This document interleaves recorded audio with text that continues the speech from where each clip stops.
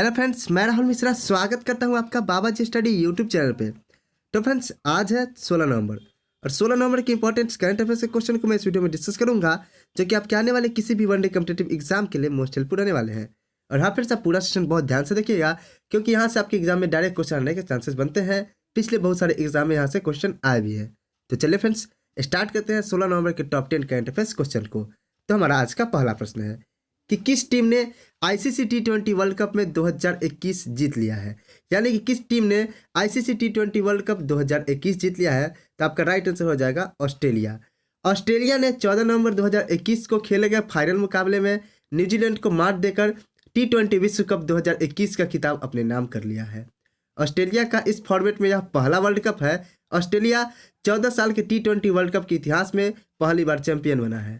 Australia ने ही साल 2015 के फाइनल में न्यूजीलैंड को हराकर विश्व कप का खिताब जीता था, जो कि ओडीआई था, यानी 50-50 ओवर का था, और जिसके कप्तान ब्रैंडन मैकुलम थे न्यूजीलैंड के।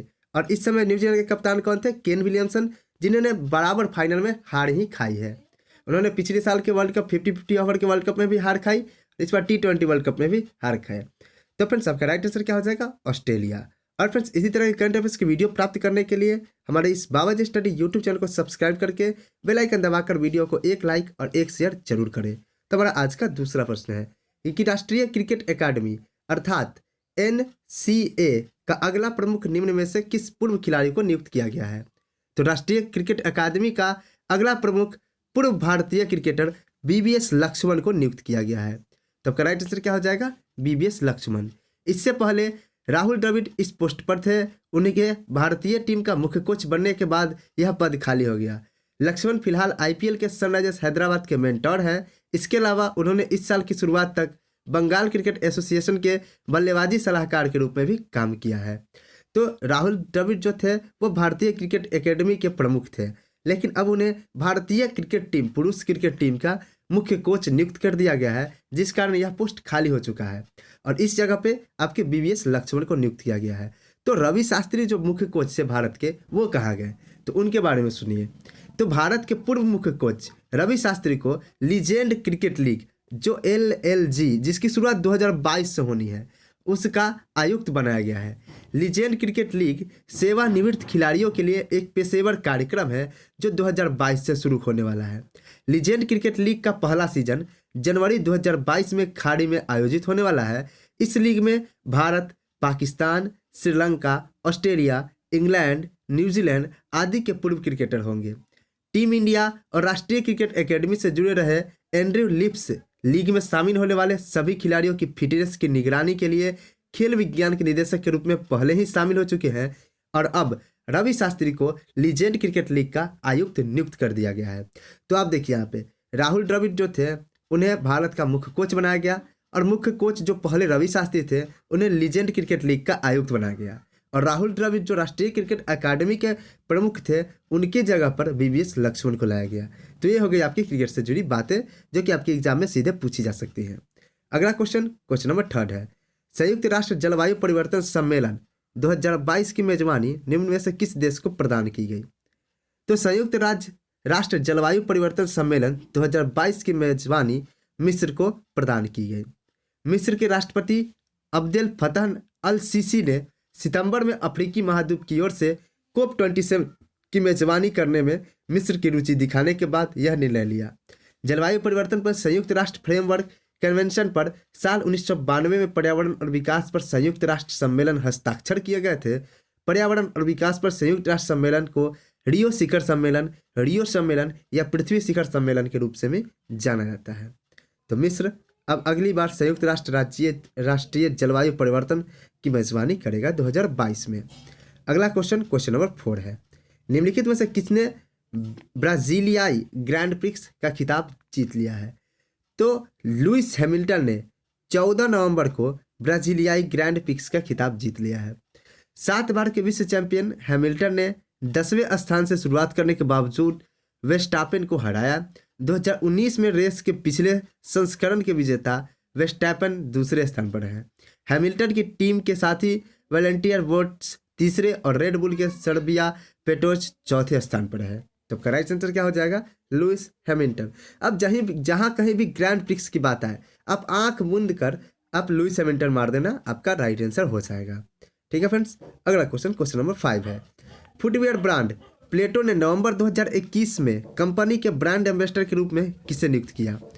तो बच्चों के लिए फुट स्वास्थ्य केंद्रित फुटवियर ब्रांड प्लेटो ने पूर्व भारतीय क्रिकेटर और राष्ट्रीय टीम के नए आयुक्त अर्थात मुख्य कोच राहुल द्रविड़ को अपना ब्रांड एम्बेसडर के रूप में नियुक्त किया।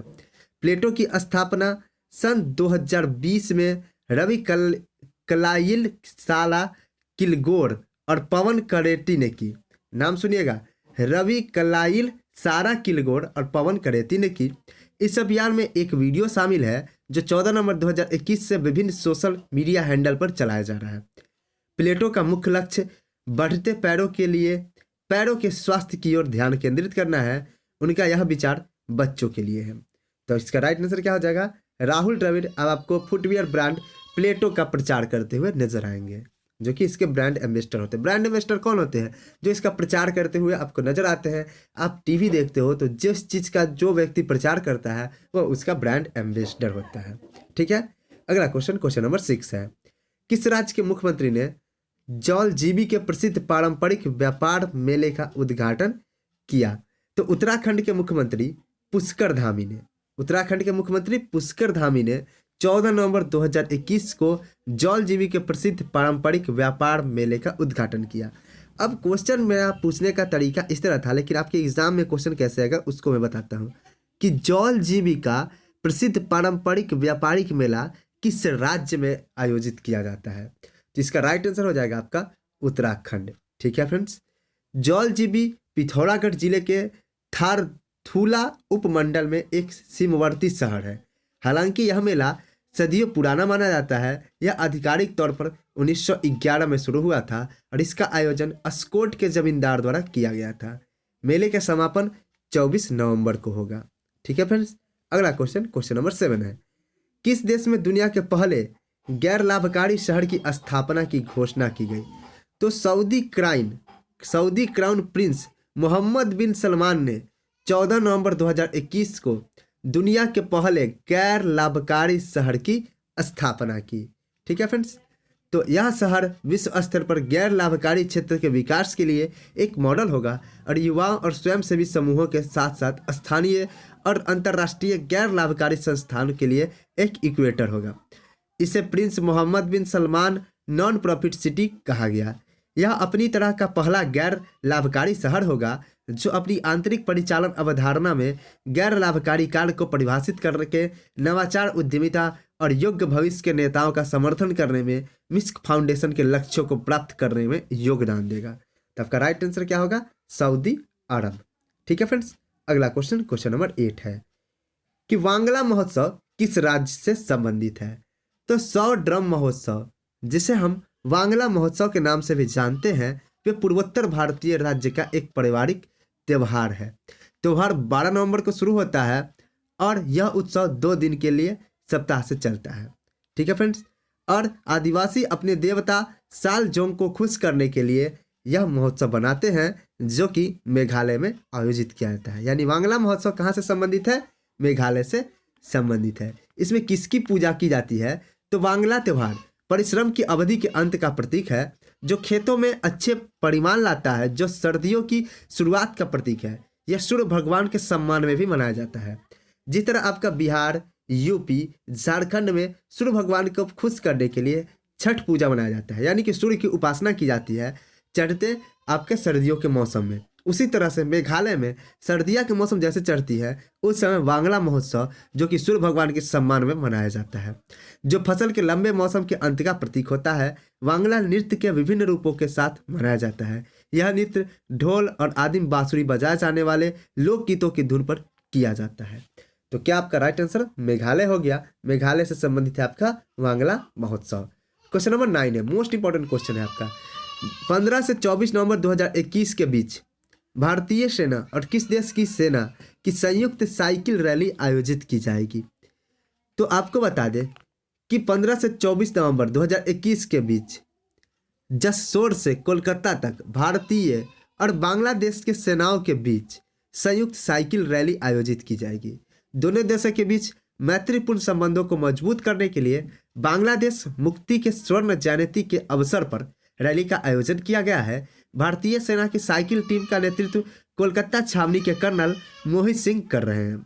साइकिल रैली में भाग लेने वाले भारत बांग्लादेश सेना के सदस्य दोनों देशों के मुक्ति संग्राम की स्मृति में दोनों देशों का दौरा करेंगे।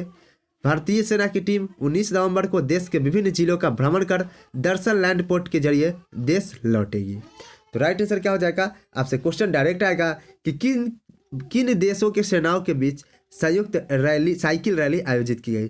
तो भारत और बांग्लादेश की सेनाओं के बीच यह साइकिल रैली आयोजित की गई। ठीक है फ्रेंड्स, अगला क्वेश्चन, यह भी मोस्ट इंपॉर्टेंट क्वेश्चन है फ्रेंड आपके एग्जाम के दृष्टिकोण से। ध्यान से देखिएगा कि भारतीय सेना 15 से 26 नवंबर 2021 तक किस देश की सेना के साथ छठे द्विवार्षिक प्रशिक्षण अभ्यास शक्ति का आयोजन कर रही है। तो भारतीय सेना फ्रांस की सेना के साथ 15 से 26 नवंबर तक छठे द्विवार्षिक प्रशिक्षण अभ्यास शक्ति का आयोजन कर रही है। तो क्वेश्चन आपसे पूछेगा कि शक्ति नामक युद्ध अभ्यास किन दो देशों के बीच में मनाया जाता है। तो शक्ति नामक युद्ध अभ्यास भारत और फ्रांस के बीच में मनाया जाता है। तो इंडिया और फ्रांस के बीच में आयोजित किया जाता है शक्ति नामक युद्ध अभ्यास।